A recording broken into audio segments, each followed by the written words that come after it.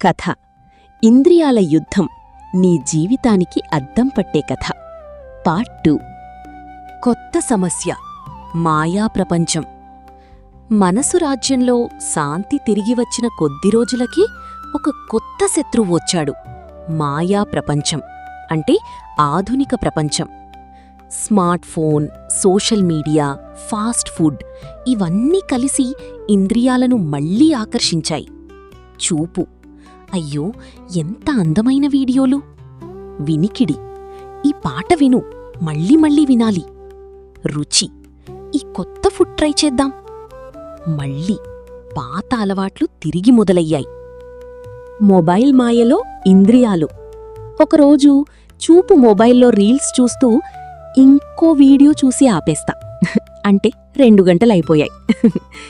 వినికిడి, హెడ్ఫోన్స్ పెట్టుకుని ఈ సాంగ్ అయిపోగానే పడుకుంటా, ప్లేలిస్ట్ పూర్తయ్యే వరకు. రుచి, స్విగ్గీ చూసి డైట్ రేపట్నుంచి, ఈరోజు బిర్యానీ. స్పర్శ కూడా ఫోన్ వదలకుండా ఈ స్క్రోల్ చేయడం కూడా ఒక ఆర్ట్. మనస్సు మళ్ళీ బలహీనమైంది. నేను మళ్ళీ బానిసవుతున్నానా? బుద్ధి బాధగా చూసి, రాజా, ఇది బయట ప్రపంచం ప్రభావం, నీలో బలం పెంచుకోవాలి. దివ్య సందేశం, గురువు ప్రవేశం. ఆ సమయంలో ఒక మహర్షి గురువు రాజ్యంలోకి వచ్చాడు. ఆయన నవ్వుతూ అన్నాడు, ఇంద్రియాలను ఆపడం కాదు, దారిలో పెట్టడం నేర్చుకో. మనసు ఆశ్చర్యంగా అడిగింది, అదెలా సాధ్యం గురువుగారు? గురువు ఇచ్చిన సాధన. గురువు చెప్పాడు, యానం, రోజుకు 10 నిమిషాలు నిశ్శబ్దంగా కూర్చో, నీ శ్వాసను గమనించు.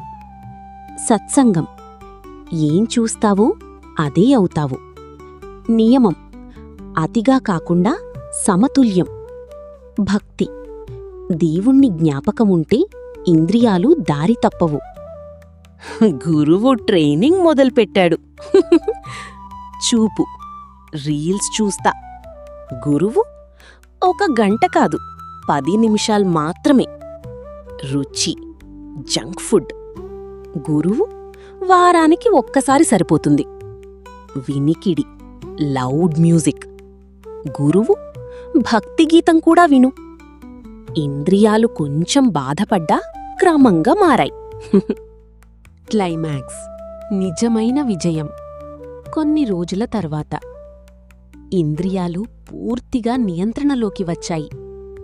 అవి కలిసి మనసుతో అన్నాయి, ఇప్పుడు మేము బానిసలు కాదు, సేవకులు.